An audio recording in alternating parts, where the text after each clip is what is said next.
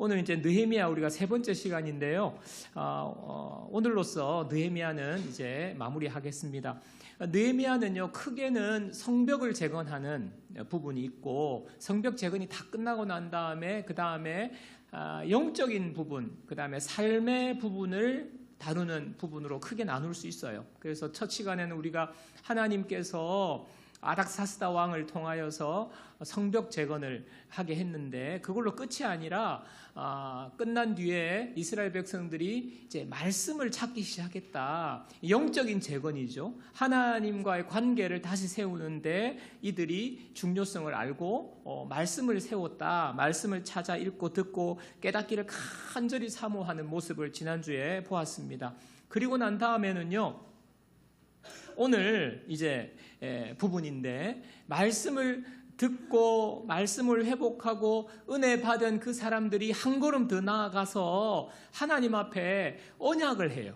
나 이렇게 하겠습니다. 언약을 하고 그것을 글로 씁니다. 공식 이제 문서화 한다는 거죠. 그리고 거기다가 자기들의 이름을 다 적어요. 나 이렇게 하겠다고, 이렇게 살겠다고, 그렇게 하고 딱 임봉을 해서 이제 하나님 앞에 언약을 세우는 장면이 바로 9장까지 말씀이고요. 10장부터가 그 구체적인 내용입니다. 그래서 10장 1절에 보면 사람들의 이름이 막 나와요.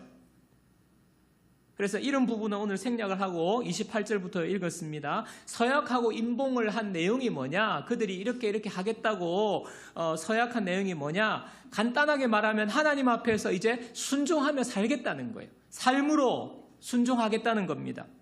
여러분, 우리가 말씀을 읽고 말씀을 사모하고 말씀을 깊이 깨닫고 은혜 받는 거 너무 중요해요. 지난 시간 이스라엘 백성들이 수문 앞 광장에 모여가지고 새벽부터 정오까지 그렇게 말씀을 사모하고, 그래서 말씀을 사모하다 보니까 말씀을 듣고 깨닫게 되니까 막 울잖아요. 감격해서 막 기쁨이 막 솟아나잖아요. 그리고 말씀을 알게 되면서 삶에 기쁨이 생기는 거잖아요. 즐거움이 생기는 거잖아요. 그거 중요해요. 정말 우리가 말씀에 은혜 받으면 우리 내면에 그런 변화가 일어납니다. 하나님 주시는 눈물이 있고요, 감격이 있고요, 기쁨이 넘치게 돼요. 그런데 그것으로 끝나면 안 된다는 거예요. 여러분, 바리새인과 서기관들이 얼마나 말씀을, 성경을 많이 압니까? 율법의 박사들이에요. 그런데 예수님이 바리새인과 서기관들을 그렇게 책망하셨어요. 이 회칠한 무덤 같은 자들이라고. 그러니까 머리로만 알고 제대로 순종하지 않았기 때문입니다. 여러분, 요한복음 14장 21절 자주 말씀드린 본문인데요. 요한복음 14장 21절입니다. 나의 계명을 지키는 자라야 나를 사랑하는 자니, 나를 사랑하는 자는 내 아버지께 사랑을 받을 것이요, 나도 그를 사랑하여, 예수님의 말입니다. 예수님도 그를 사랑하여 그에게 나를 나타내리라. 계명을 지키는 자. 계명을 지키는 자가 예수님 사랑하는 자라는 거예요.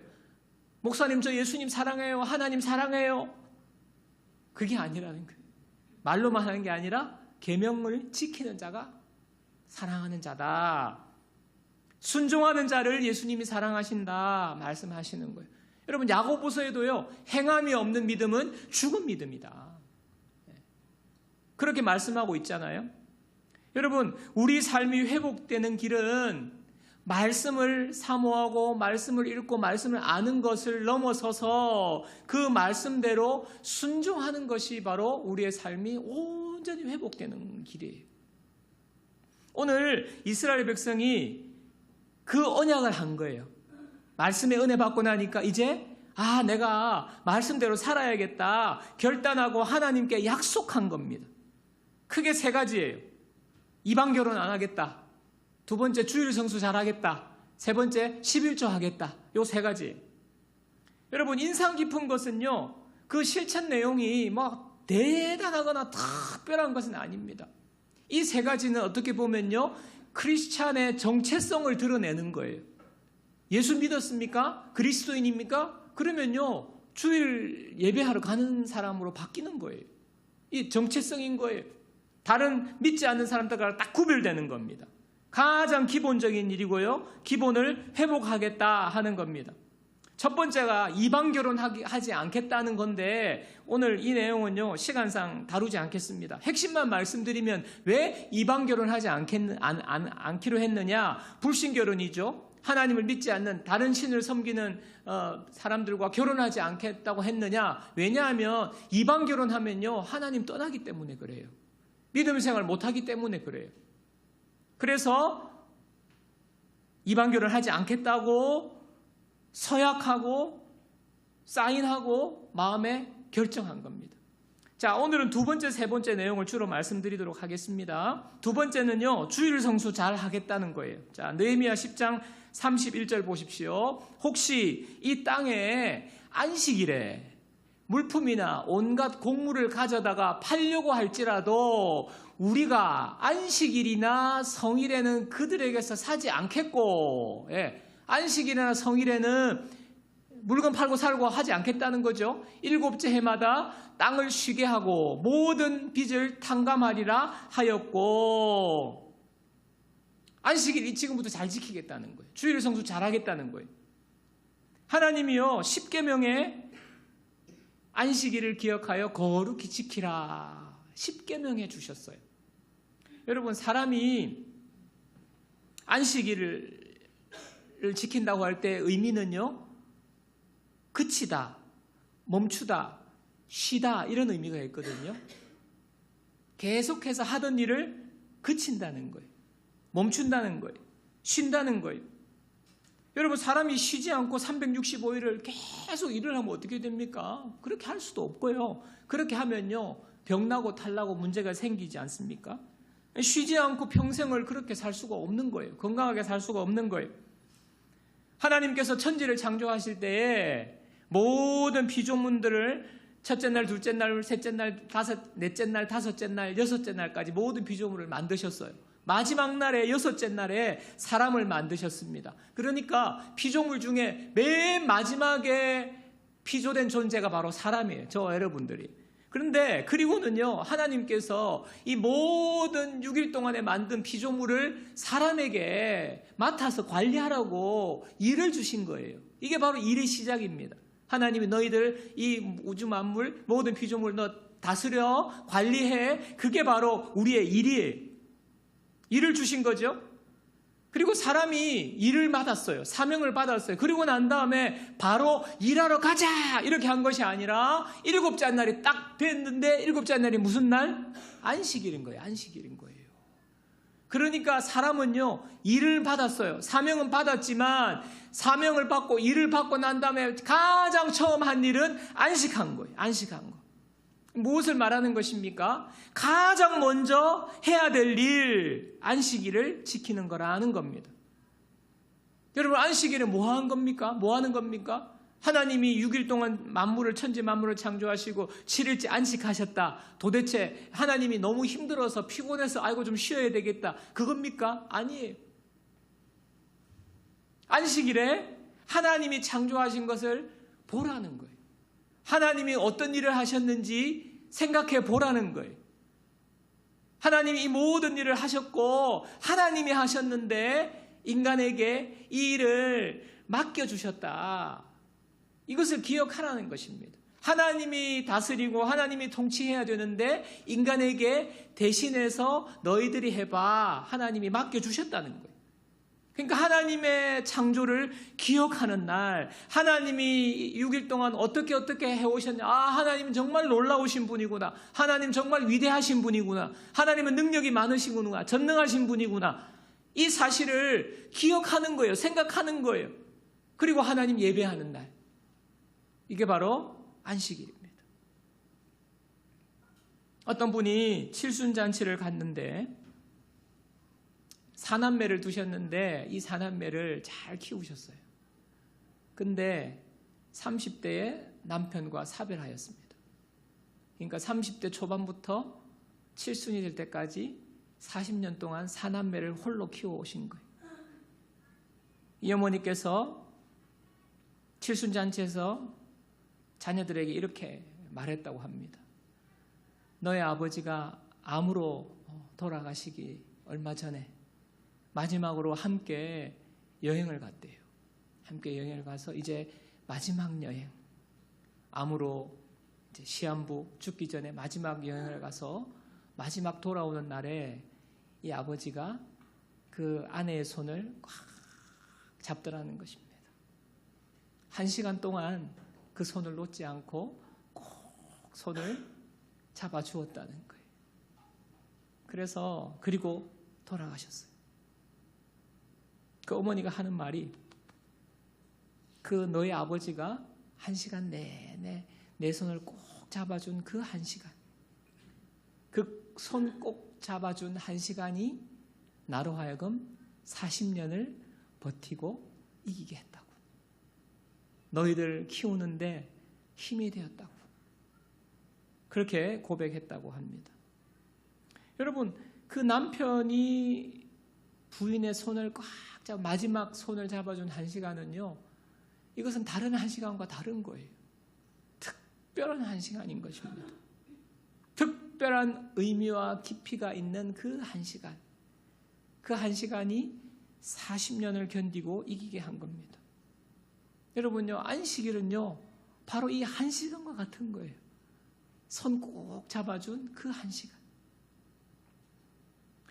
여러분, 주일에 일상의 삶을 멈추고 하나님께 나와 예배드리고 거룩하게 시간을 보낼 때요, 그 시간은요, 하나님이 우리의 손을 꼭 붙잡아 주시는 그 1시간인 거예요. 하나님의 은혜를 한 주간 어떻게 하나님이 나를 지켜주셨는지, 한 주간 동안에 내 삶의 현장에, 직장에서 하나님께서 어떤 은혜를 주셨는지, 그거 생각하는 시간이에요. 내려놓고 내가 여전히 내가 어떻게 먹고 살지, 내가 또 이거 해서 먹고 살아야 되겠다, 내가 어떻게 내 삶을 꾸려나가야 되겠다는 그 생각을 그치는 거예요. 하나님의 은혜를 생각하고 하나님이 베풀어 주신 그 모든 하나님이 이번 한 주간에 행하신 일을 생각하는 그 시간, 하나님이 내 손 꼭 붙잡아 주시는 시간인 거예요. 그렇게 하나님을 묵상하고 예배할 때에 우리는요, 다시 힘을 얻는 거예요. 아, 하나님이 내 삶을 돌보시는구나. 하나님의 힘으로 내가 살아온 거구나. 다시 힘이 생기고 우리를 회복시켜 주시는 겁니다. 이 하나님의 손에 우리를 맡겨드리는, 내 인생을 맡겨드리는, 내 힘으로 살지 않고, 여러분, 내 힘으로 살아서는요, 99.9% 항상 모자라요. 그러나 하나님이 나에게 힘 주시고 하나님의 힘으로 살아갈 때 우리는요, 100%가 되는 거예요. 그 내 삶을 맡겨드리는 시간이 바로 주일입니다. 여러분, 자영업 하시는 분들 주일에 문 닫으면요, 일주일 수입에 하루 수입이 줄어요. 당연한 거예요. 주일날 특별히 뭐 더 잘 될 수도 있어요. 그러면 그 수입이 엄청나게 줄어들지 않겠습니까? 그럼에도요, 주일을 지키고 온전히 하나님 앞에 나와서 예배하는 분들은 내가 내 힘으로 살지 않고 하나님의 은혜로 살겠다는 그 고백인 것입니다. 하나님께 맡겨드리는 거예요. 하나님을 신뢰하고, 하나님, 내가 하루 온전히 하나님 쉬면서 모든 나의 삶을 하나님 앞에 맡겨드립니다. 하나님께 맡겨드리는 것. 바로 이 시간이 주일을 성수하는 거예요. 특별히 우리 이 자리에 있는 우리 자녀들 생각이 많이 나더라고요. 다른 친구들은 물론 뭐 이번 주는 시험이 끝나서 지금 집에서 퍼질러 자고 있겠지만은, 주일날 학원 가고, 친구들 지금 그러고 있을 때 여러분은 이 자리에 나와서 예배 드리는 게 너무너무 멋져. 어떻게 이렇게 근사한 우리 자녀들이 있는지 모르겠어요. 귀하고 잘하는데 목사님이 좀 더 권하고 싶은 게 있어. 그게 뭐냐 하니까, 그게 바로 예배에 나왔으면 예배에 집중해야 되겠다. 그거는 목사님이 해줄 수 있는 게 아니에요. 어저께 우리 자녀들한테 시험 쳤다고 또 이렇게 남자애들 중심으로 좀 이렇게 먹였거든요. 그러니까 먹여놓으니까 좀 또 미안해가지고, 이게 오늘 또 온 사람은 하나도 없네. 어제 왔던 먹은 애들 중에 없네. 평소에 나오는 우리 친구들. 근데 그래서 나오는 게 아니에요. 예배 나올 때 내가 진짜 내 인생을 하나님께 맡겨드린다. 하나님, 내가 예배합니다. 하나님을 사랑합니다. 하나님께 예배에 집중해서 예배하면요, 하나님이 여러분의 마음에 평안을 주시는 거예요.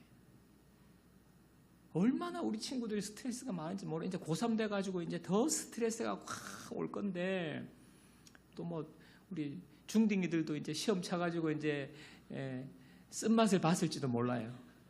인생의 쓴맛을 이제 봤을지도 몰라요. 그런 스트레스가 많은데요, 여러분들이 예배에 나올 때에 하나님이 여러분들에게 평안을 주시고, 하나님께서 말씀을 듣고 하다 보면 하나님이 여러분을 얼마나 사랑하시는지 여러분을 향한 특별한 계획이 다 있는 거예요. 각자가 생긴 게 다르잖아. 쳐다봐, 서로 쳐다봐. 너 왜 이렇게 생겼니? 다 다르듯이 하나님의 계획이 따로 다 있어요. 하나님의 뜻이 다 있는 거예요. 그걸 알아야 돼, 그거를. 근데 그게 주일날 예배할 때에 하나님께서 알려주신다. 그러니까 여러분들이 공부를 잘하고 못하고 이게 중요한 게 아니라, 어떤 사람은 공부를 통해서, 어떤 사람은 다른 일을 통해서 하나님께서 여러분을 하나님의 뜻과 계획 가운데 하나님께서 사용하시는 거예요. 그게 바로 주일날 일어나는 일이에요.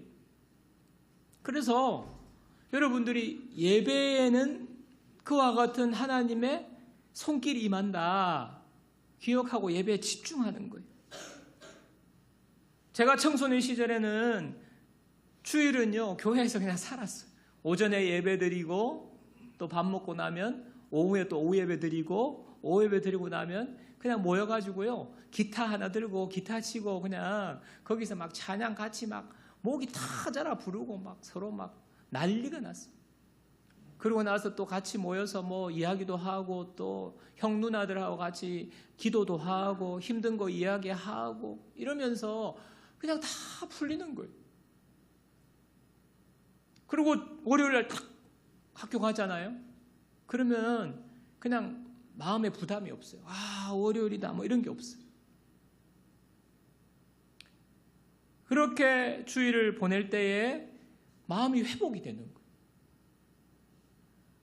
스트레스가 풀리는 거죠. 하나님이 함께 하신다, 하나님이 도우시는 인생, 우리가 주일날 주님 앞에 시간을 내어드리고 맡겨드리는 거예요. 우리 주일 이 시간에 함께 예배드리는 우리의 자녀들, 하나님께서 여러분의 인생은 반드시 책임지시고 축복하신 줄 믿습니다. 하나님 여러분을 꿈을 주시고 비전을 주시고 여러분 놀랍게 사용하실 거예요. 그래서 주일은 온전히 지키는 거예요. 예배에 집중하는 거예요. 사랑하는 여러분, 주일은요, 하나님이 복 주신 날이에요.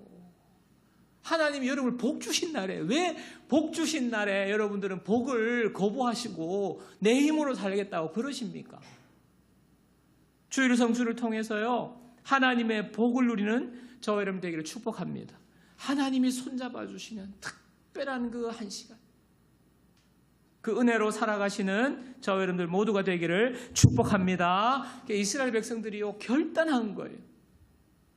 좀 마음이 흔들리고 유혹을 받아서 이제 안식일 날 뭐 이렇게 잘 못 지켰는데 그렇게 이제 하겠다고 서약한 거예요.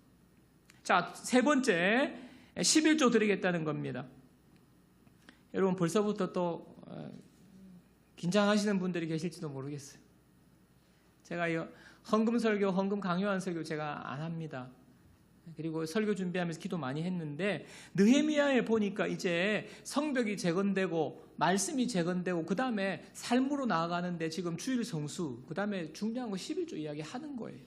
그래서 제가 여러분들에게 1년에 한 번쯤은 가르쳐야 되겠다는 마음이 있었는데, 또 갑자기 하면 여러분들이 저의 뭔가 의도가 있지 않냐, 여러분이 저를 의심할 거 아니에요. 근데 오늘 말씀에 느헤미야를 보는 중에 나온 거예요. 하나님의 뜻인 줄 믿습니다. 여러분, 저는요, 헌금 설교, 강요하는 설교 안 합니다. 왜냐하면 헌금은 믿음이 있고, 믿음이 있는 사람이 은혜 받으면 하는 거예요. 그래서 강요해서 되는 게 아니에요. 또 여러분들이 제가 강요한다고 여러분들이 하실 분들입니까? 예? 딱 얼굴 보니까 강요해서 절대 안 할 사람들이야.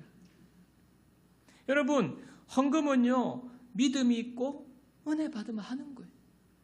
근데 우리 교회가 가지고 있는 원칙이면 원칙 두 가지가 있습니다. 그게 뭐냐면 첫 번째는 헌금 주머니 안 돌린다 하는 거예요. 제가 원래는 제가 다니던 교회는 다 헌금 주머니를 돌렸어요. 헌금 주머니를 돌렸는데 여기 와서 제가 개척을 하고 보니까 헌금 주머니를 돌리니까 이게 너무 눈에 다 보이는 거예요. 그리고 초신자분이 왔거나 믿음이 없는 분이 왔을 때 헌금 주머니가 앞에 타고 오면 얼마나 마음에 부담이 되겠어요. 얼마나 무안하겠습니까? 그래서 몇 년 전부터 헌금 주머니 없애고 헌금함을 뒤에 배치했어요. 하나님 앞에 그냥 알아서 하는 걸로. 자, 고린도후서 9장 7절 보십시오. 각각 그 마음에 정한 대로 할 것이요 인색함으로나 억지로 하지 말지니 하나님은 즐겨내는 자를 사랑하시느니라. 헌금의 원칙이 자원하여서 기쁨으로 즐겁게 즐겨내는 것. 이게 바로 헌금이라는 것입니다.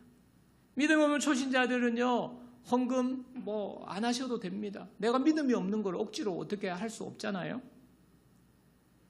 그래서 헌금함으로 바꿨고요. 또 하나, 주보에 헌금자 이름 넣지 않습니다. 아직도 대부분의 교회는요, 주보에 헌금하신 분 이름을 다 넣어요. 대형 교회 빼고는. 근데 저는요, 개척할 처음부터 헌금하신 분들 주보에 이름 넣지 않습니다. 왜냐하면 몇 명 되지도 않는데 뻔히 보이지 않습니까? 누구는 했고 누구는 안 했고. 예, 그러다 보면요, 서로 다 알게 되거든요. 저 사람은 얼굴은 멀쩡한데 믿음 좋은 것 같은데 헌금도 안 하고 얼마나 판단하게 되거든요. 판단하고 서로 그냥 사람 눈치 봐가면서 그냥 체면 봐가면서 그렇게 헌금하게 될까봐 제가 헌금 이름 넣지 않습니다. 헌금은요, 하나님께 하는 거예요. 사람 보라고 하는 거 아닙니다. 누구에게 나 자랑하려고 하는 거 아닙니다. 그래서 주보에 헌금 이름 넣지 말아야겠다. 지금까지 해오고 있습니다. 특별히 오늘 이제 느헤미야의 그 이스라엘 백성들이 11조를 드리겠다고 언약을 하는 모습을 보는데, 그래서 11조에 대해서 좀 살펴보도록 하겠습니다. 구약에 아브라함이 11조를 드렸다는 말씀이 있습니다. 창세기 14장 20절입니다. 너희 대적을 내 손에 붙이신 지극히 높으신 하나님을 찬송할지로다 하며 아브라함이 그 얻은 것에서 10분의 1을 멜기세덱에게 주었더라.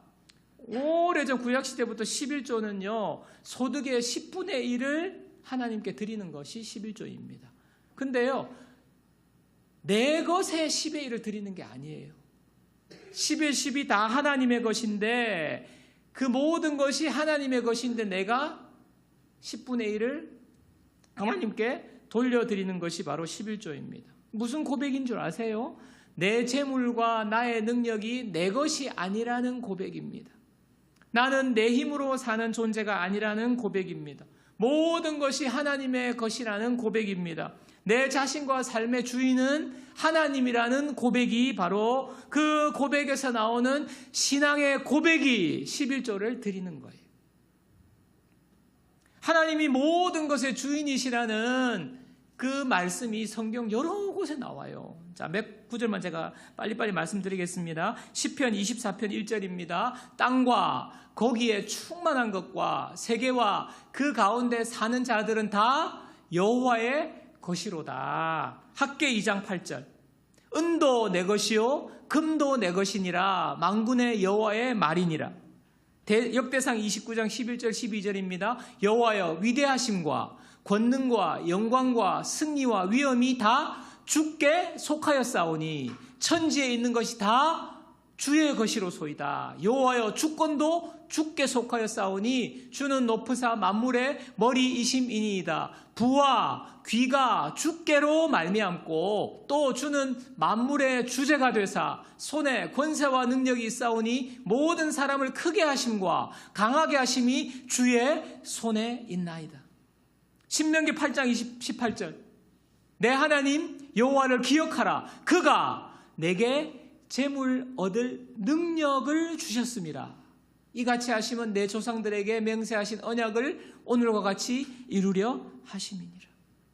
너무너무너무 많아요. 제가 한 4구절만 지금 뽑아온 건데, 모든 것이 하나님의 것이고 내 생명도 하나님의 것이고 내 건강도 하나님이 주셨고 나에게 은사와 능력을 주셔서 나에게 직장에 들어가게 하셨고 사업을 시작하게 하셨고 모든 것이 하나님으로부터 비롯되었다. 그래서 결국은 내가 얻는 모든 소득은 하나님이 주신 것이다. 이것을 깨닫고 믿는 사람이 하나님에 대한 고백으로 11조 하는 겁니다. 어떤 분들은요, 11조는 그 구약의 율법 아니냐고, 이제 신약 시대에 예수님이 오셔가지고는 율법이 다 완성되었는데 율법 지킬 필요 없으니까 11조 안 해도 된다 이렇게 말하시는 분들이 있는데요. 마태복음 23장 23절입니다. 화 있을진저 외식하는 서기관들과 바리새인들이여, 너희가 박하와 회향과 근처에 11조는 들이되 율법이 더 중한 바 정의와 긍휼과 믿음은 버렸도다. 그러나 이것도 행하고 정의와 긍휼과 믿음도 행하고 저것도 11조도 버리지 말아야 할지니라. 여러분, 11조는 율법이 아니에요. 하나님께서 분명하게 말씀하신 명령입니다. 그래서 해야 하는 겁니다.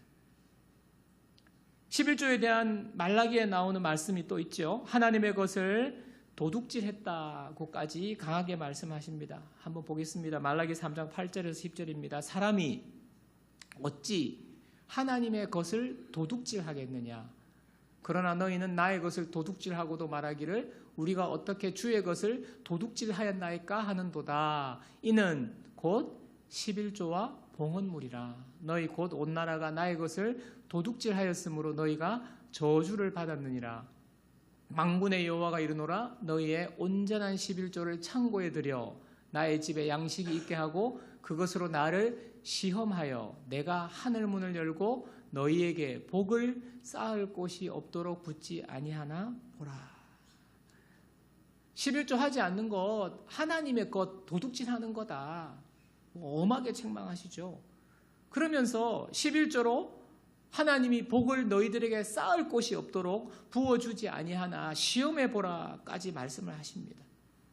여러분, 그래서 보통 이 말씀 가지고요, 많은 분들이 11조 하면 부자 된다, 11조 하면 복 받는다, 이렇게 적용을 많이 하는 설교 저도 많이 들었는데요. 근데 여러분, 이게 우리가 복 받기 위한, 부자 되기 위한 수단으로서의 말씀이 아닙니다. 하나님이 너 이렇게 하면 내가 이만큼 주고, 너 많이 하면 내가 더 부어주고, 하나님은요, 우리와 이렇게 거래하시는 분이 아니세요.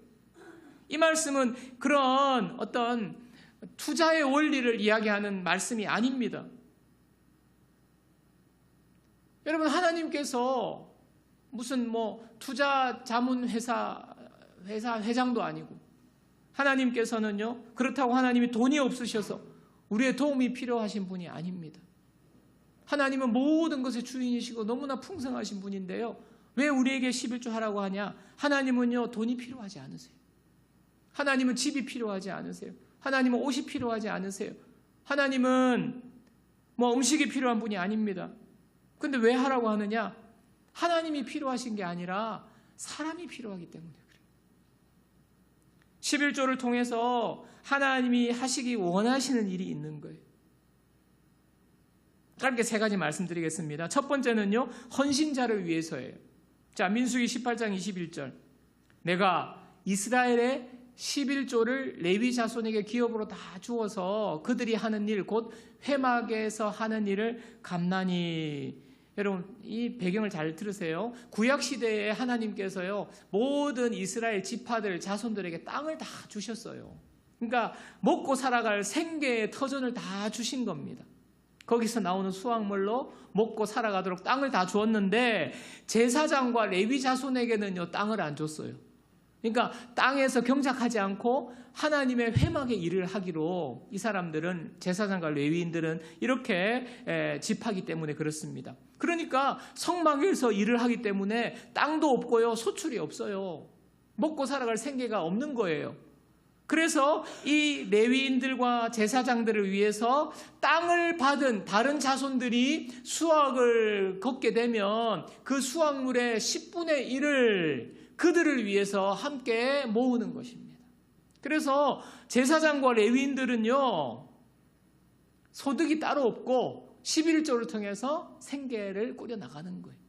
그러니까 헌신자들이죠. 이와 같은 정신으로 풀타임 사역자나 선교하시는 선교사님들이나 이런 분들이 이 11조가 이제 사용된다고 보시면 되는 거예요. 자, 두 번째는요, 축제를 위해서입니다. 신명기 14장 22절 23절입니다. 너는 마땅히 매년 토지 소산에 11조를 드릴 것이며 내 하나님 여호와 앞 곧 여호와께서 그의 이름을 두시려고 택하신 곳에서 내 곡식과 포도주와 기름의 11조를 먹으며 또 내 소와 양의 처음 난 것을 먹고 내 하나님 여호와 경외하기를 항상 배울 것이니라. 내 성읍에 거주하는 레위인은 너희 중에 분깃이나 기업이 없는 자이니 또한 저버리지 말지니라. 11조로 거둔 곡식, 포도주, 기름 가지고 함께 모여서 먹으라 하는 거예요. 함께 모여서 축제하라는 거죠. 자, 이렇게 이스라엘 백성들이 축제를 해야 되는데 이 해야 되는 이유는요, 그냥 먹고 마시고 너무 풍성하니까 먹고 마시고 노는 데 목적이 있는 것이 아니라 하나님 경외하기를 항상 배울 것이다. 하나님 경외하는 거 배우는 데 목적이 있는 이 바로 이벤트인 거예요. 지금 그들이 모여서 수확의 11조를 가지고 와서 함께 먹으면서 이 모든 것이 하나님이 주신 것이야. 하나님이 태양을 주셨고 하나님이 빛을 주셨고 하나님이 비를 내리게 하셨고 하나님이 곡물을 잘 자라게 하셔가지고 우리에게 건강을 주셔가지고 열심히 일하게 하셔서 이 수확을 얻었다. 하나님을 경외하는 것입니다. 하나님에 대해서 감사하는 것입니다. 하나님 경외하는 걸 배우는 거예요. 여러분, 오늘날 교회가 그런 곳입니다. 함께 모여가지고요, 함께 예배드려요, 함께 행사도 하고요, 함께 먹고 교제합니다. 교회 자체를 위한 거예요. 그러면서 우리가 교제하면서 먹고 마시고 여러 가지 들어가는 비용들이 이렇게 들어가는데 그렇게 하면서 어떻게 되는 거예요? 우리가 하나님 경외하는 것을 배우는 거죠. 믿음이 자라가는 거죠. 이 일에 쓰이는 거예요. 세 번째는요, 사회적 약자를 돌보기 위해서입니다. 신명기 14장 27절에서 29절까지입니다. 매 3년 끝에 그의 소산의 10분의 1을 다 내어 내 성읍에 저축하여 너희 중에 분깃이나 기업이 없는 레위인과 내 성 중에 거류하는 객과 외국인을 말하는 거예요. 고아와 과부들이 와서 먹고 배부르게 하라.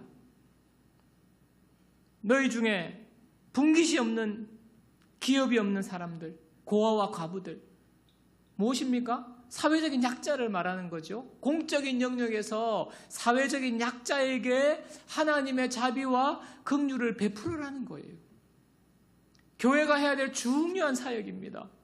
긍휼 사역, 자비 사역, 사회의 약한 자들을 돌보는 사역, 재정이 들어가는 거죠. 하나님께서요, 우리에게 주신 재물의 일부를 10분의 1을 가지고 그런 일에 하나님은 사용하기 원하시는 거예요. 10의 9는 우리가 필요에 따라서 우리가 사용하지만 10분의 1은 하나님의 사랑을 전하는 일에, 사회적 약자를 돌보는 일에 우리를 통하여 하나님 일하시기 원하시는 거죠. 이 얼마나 아름다운 사역입니까? 우리를 사용하시는 것입니다. 여러분, 11조를 이와 같은 하나님 이유에서 하나님께서 하라고 하시는데 우리는요, 자꾸 11조를 일확천금을 위한 수단으로 생각하거나 아니면 나는 일확천금 필요 없고, 그런데 하나님께서 이 세 가지 중요한 일을 하기를 원하시는 거예요. 11조를 통하여 하나님과 거래하는 것은 잘못된 생각인데 하나님은요, 11조에 대해서 그러면 왜 복을 쏟아붓지 않나 시험해보라 이렇게 말씀하셨을까요? 범사에 너가 하는 일에 복을 주실 것이라고 왜 말씀하실 것일까요? 이와 같은 약속을 주신 것은 거래 조건이 아니라 11조를 하려는 사람에게 결코 하나님은 10에 10으로 사는 것보다 부족하게 하지 않겠다는 하나님의 의지를 말하는 거예요. 여러분, 10에 10으로 사는 거랑 10에 9로 사는 거랑, 우리 인간적인 생각은 10에 9로 살면 힘들 것 같잖아요. 그런데 하나님은요, 그게 아니라는 거예요. 절대로 너네들 내버려 두지 않는다. 하나님이 책임지신다는 것입니다. 하나님이 풍성한 은혜를 더해 주시겠다는 하나님의 마음이 그게 들어있는 거예요. 여러분, 윌리엄 콜게이트라는 분이 있습니다. 이분은 1806년에 영국에서 태어난 분인데요. 이분이 일찍이 이제 어머니를 여의고 가난한 형편으로 그냥 청소년 시기에 16세에 일을 해야 되는, 집에서 독립해야 하는 상황이 됐습니다. 이곳저곳을 돌아다녔는데 일자리를 구하기가 어려웠어요. 너무나도 힘들어서 그가 미국으로 건너갈 결심을 하고 뉴욕으로 가는 배를 탔습니다. 16세의 그 청소년이 뉴욕으로 가는 배에 몸을 실었는데 그 배에서 나이 지긋한 선장님을 만나게 됐어요. 이 선장님이 이 아이의 사정을 듣고 난 다음에 기도를 해 주었습니다. 그리고 이렇게 말했다고 합니다. 얘야, 인생을 살아가면서 3가지만 반드시 기억하거라. 첫째는 네가 어디를 가든지 무엇을 하든지 하나님 중심으로 살거라. 둘째는 열의 하나, 11조는 하나님의 것이니 반드시 하나님께 드려야 한다. 셋째는 네가 어디를 가든지 정직하고 성실하게 살아주었으면 좋겠구나. 선장님이 이 16살짜리 소년에게 이렇게 말한 거예요. 이 아이가 기억했습니다. 그리고 뉴욕에 도착했습니다. 근데 16살짜리 시골 소년이 뉴욕에 도착해서 무슨 제대로 된 일자리를 못 찾는 거예요. 길거리를 떠돌아다니는 처지가 됐는데 어느 날 문득 그 배에서 이 선장님이 자기에게 말해주신 이야기가 떠올랐어요. 조언이 생각났습니다. 그래서 그는 마음에 결심을 했습니다. 그렇구나. 하나님, 제 젊음을 하나님께 바치겠습니다. 하나님 중심으로 살겠습니다. 인생을 바치기로 결단을 한 거예요. 그리고 또한 벌어들인 모든 돈의 11조를 하나님께 바치기로 결심했습니다. 이 결심한 후에 그가요, 비누 장사를 했어요. 비누 장사를 떼다가 비누를 팔고 하는데 비누 장사를 해서 첫 번째 1달러를 벌었을 때에 10센트를 떼서 하나님께 11조 했습니다. 그 후에 돈이 벌릴 때마다 11조를 하나님 앞에 드리기 시작한 거예요. 근데 놀랍게 그의 일들이 잘 되기 시작했어요. 사업이 번창하기 시작했습니다. 그리고 결국에 종국에 가서는요, 따로 비서를 두게 됐어요. 무슨 비서냐? 11조만 챙기는 비서. 그러니까 모든 수입이 들어오는데 그 비서가 11조를 떼서 하나님 앞에 드리는 겁니다. 계좌를 개설해서 하나님 앞에 드리기로 결단을 하고 그렇게 했습니다. 보내는 거죠. 근데 점점 사업이 기적적으로 번창하는 거예요. 처음에 10분의 1을 드리고 더 번창하게 되니까 그냥 마음에 감동이 돼가지고 10의 2조 더 번창하고 10의 3조, 그래서 10의 5조까지 드리게 되었습니다. 드리면 드릴수록 그냥 감당할 수 없는 축복을 이 윌리엄 콜게이트가 받았는데요. 이 사람이 콜게이트 치약을 설립한 사람이에요. 미국에서 제일 많이 팔리는 치약이 콜게이트 치약입니다. 제가 이 예화를 하는 이유는요, 이 예화는 사업에 하시는 분들 외에는 무슨 이게 와닿겠어요. 부자 되기 위해서, 거부가 되기 위해서 그게 포인트가 있지 않습니다. 여러분, 하나님께서 축복하시는 이유가 뭘까요? 그 마음을 받으시는 거예요. 1달러에 1센트부터 10센트부터 시작하는 하나님의 것을 구별해 드리는 그 마음을 하나님께서 귀하게 보시는 거예요. 금액이 많고 적고가 중요한 것이 아닙니다. 순수한 마음으로 거래가 아닌 하나님을 사랑하고 하나님께 모든 것이 하나님께로부터 온 줄 알고 하나님께 구별하여 드리는 그 마음을 하나님 보시고 그 인생을요 하나님이 책임지시는 거예요. 재정적인 면에서 하나님이 책임지시는 겁니다.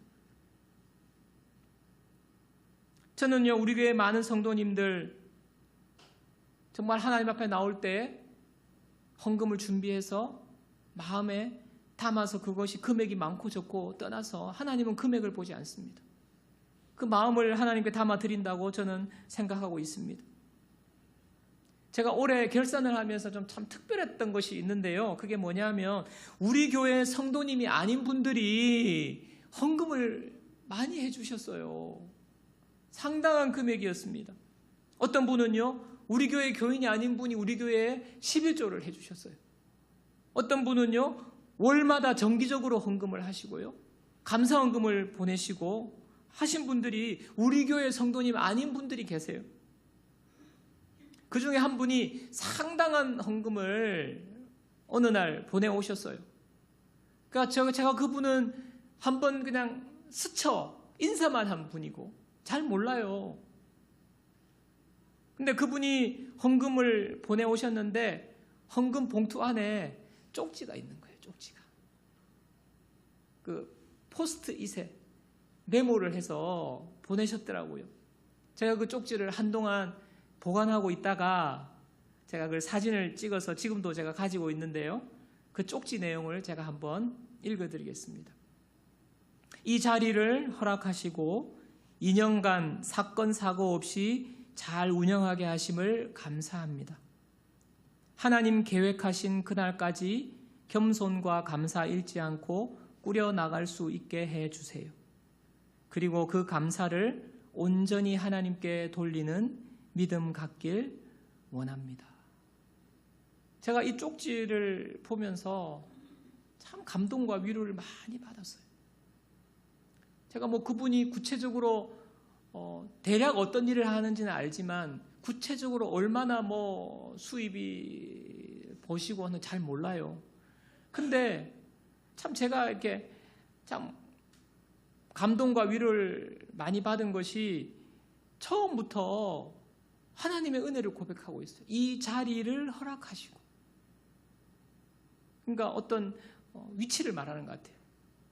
자영업을 하시는 그 위치, 자리를 허락하시고 2년간 사건 사고 없이 잘 운영하게 하심을 감사합니다.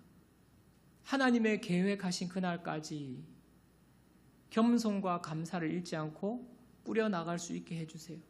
하나님의 계획을 믿고 겸손한 마음으로 하나님 의지하는, 그리고 그 감사를 온전히 하나님께 돌리는 믿음 갖기를 원합니다. 내 것이 아니라는 거죠.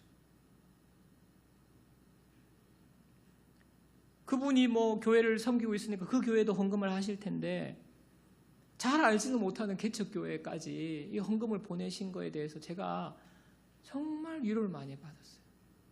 하나님의 교회는 하나님께서 이렇게 꾸려나가시는구나.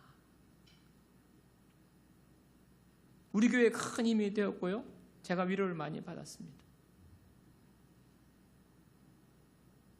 이분의 모습을 보면서 하나님은 어떻게 생각하실까? 하나님은 얼마나 기뻐하실까? 하나님의 약속대로 지금 하나님의 은혜를 고백하고 감사를 다시 하나님께 돌려드리고, 그러니까 하나님께서 더 쏟아부어 주지 않겠냐 하는 생각이 드는 거예요.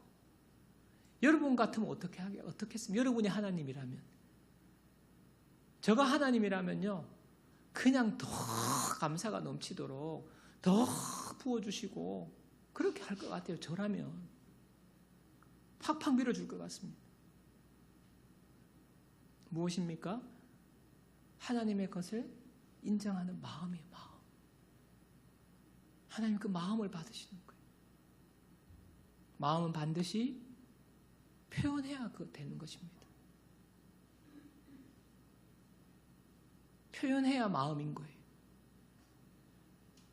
말씀을 정리하겠습니다. 다시 한번 말씀드립니다. 헌금이나 11조는요, 믿음으로 하는 거예요. 은혜 받아야 하는 거예요. 여러분에게 믿음이 생기기를 주님의 이름으로 축복합니다. 그리고 주일 성수, 우리를 위한 하나님의 특별한 손길이 임하는 시간입니다. 여러분, 하나님 앞에 맡기면서 사셔야 돼요.